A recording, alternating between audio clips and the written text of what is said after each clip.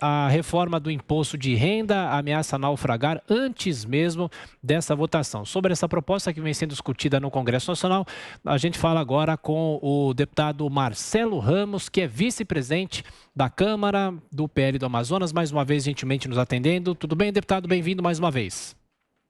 Tudo bem, bom dia a vocês e bom dia aos ouvintes e telespectadores. Deputado, o senhor acha que essa proposta será aprovada nesse segundo semestre ou não tem jeito por causa das divergências entre os parlamentares?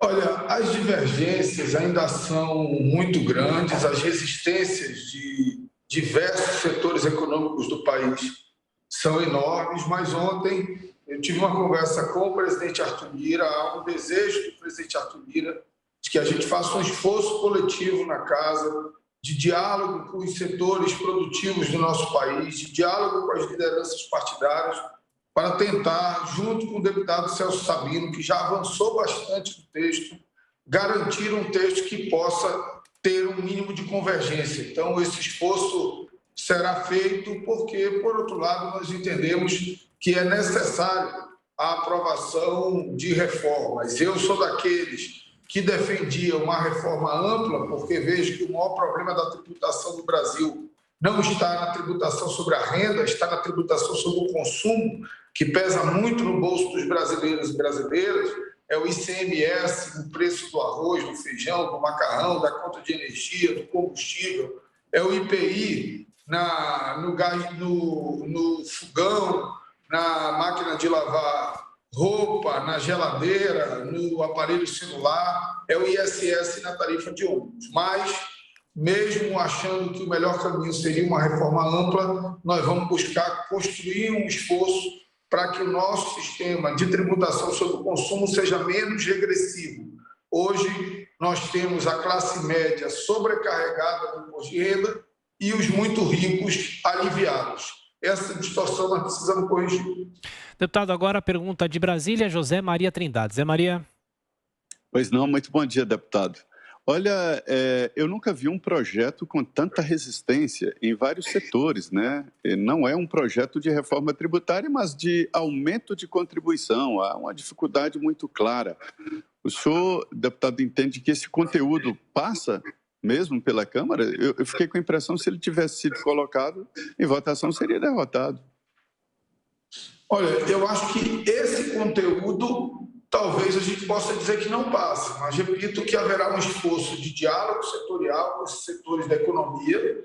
Nós não podemos, num momento tão sensível da vida econômica do país, num pós-pandemia, pelo menos no início de saída da pandemia, em que as empresas e indústrias sofreram tanto no país, colocar mais um peso que elas não possam suportar. Por outro lado, nós precisamos ter capacidade de, com um conjunto de medidas, garantir espaço fiscal, porque da mesma forma que as empresas carregaram um fardo muito pesado nessa pandemia, o cidadão mais humilde carregou o mais pesado ainda, que foi o fardo do desemprego, o fardo da fome. Então, o Brasil também tem que fazer uma escolha nesse momento. Tributar um pouco mais os mais ricos para que você tenha espaço para transferir renda para os mais pobres.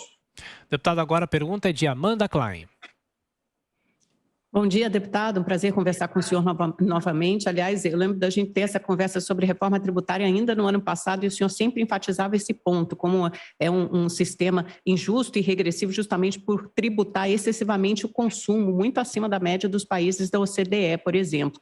Agora, para destrinchar um pouco esse tema atual, que é sempre bastante árido, quais são os principais pontos de entrave que precisam ser mais bem negociados para aprovação dessa proposta, do texto atual do relator Celso Sabino? Deputado?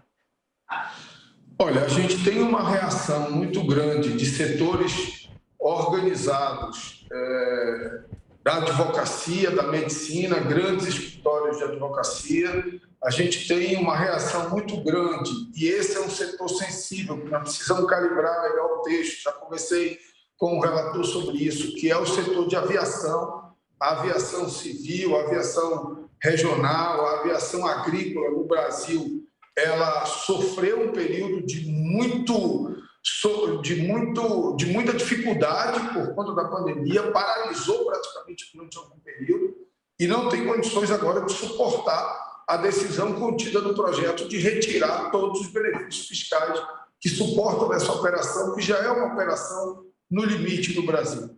Fora isso, nós precisamos calibrar melhor a questão da taxação de dividendos, e eu sou daqueles que acham que nós não devemos ter alíquota única, mano. A alíquota única é um equívoco. A alíquota única aprofunda a regressividade do sistema. Nós precisamos ter alíquotas variáveis para aliviar os médios, já que os pequenos não pagam imposto de renda, não pagam dividendo, para aliviar os médios, que são aqueles que estão reagindo mais a essa proposta, nós podemos aumentar um pouquinho nos muito ricos. Deputado, a gente comentou há pouco aqui no Jornal da Manhã, o presidente Rodrigo Pacheco disse que o Senado deve vetar a PEC da reforma eleitoral. Falou que a Casa apenas analisaria a proposta em respeito à Câmara dos Deputados. O senhor fica satisfeito com esse posicionamento? Olha, claro que há uma expectativa na Câmara de que sejam aprovadas as coligações, de que seja confirmada a decisão da Câmara. Mas Câmara e Senado são partes autônomas do Poder Legislativo e nós respeitaremos a decisão do Senado da mesma forma que a gente cobra que o presidente da República respeite, por exemplo, a decisão da Câmara que não acatou o voto impresso. Então, isso está dentro da ordem democrática, haverá um esforço dos deputados de convencimento dos senadores, mas se a decisão deles for pelo arquivamento, nós respeitaremos e vamos disputar a eleição. Precisamos discutir algumas questões pontuais que sobrarão disso. Vou dar um exemplo. O Senado aprovou o fim de quem não alcança o quociente eleitoral disputar a sobra. Se nós tivermos o atual sistema proporcional sem coligação e quem não alcançar o quociente eleitoral não disputar a sobra, um estado como o meu, em que o quociente é R$240 mil, você corre o risco de nenhum partido alcançar o quociente eleitoral, ou de um só partido alcançar o quociente eleitoral para ocupar as 8 vagas e não ter candidatos acima de 10% do quociente eleitoral. Então vai ser um ajuste fino que, se o Senado derrubar a proposta, nós vamos ter que fazer. Mas respeitaremos a decisão do Senado. Deputado Marcelo Ramos, do PL do Amazonas, vice-presidente da Câmara, mais uma vez, muito obrigado pela atenção, pela gentileza. Bom trabalho. Muito obrigado, bom dia. E vamos tocando agora as pautas que importam para o país. Reforma tributária, medidas que garantam a vacinação, que garantam a retomada do emprego e garantam comida na mesa dos brasileiros. Um bom dia a todos. Ok, obrigado.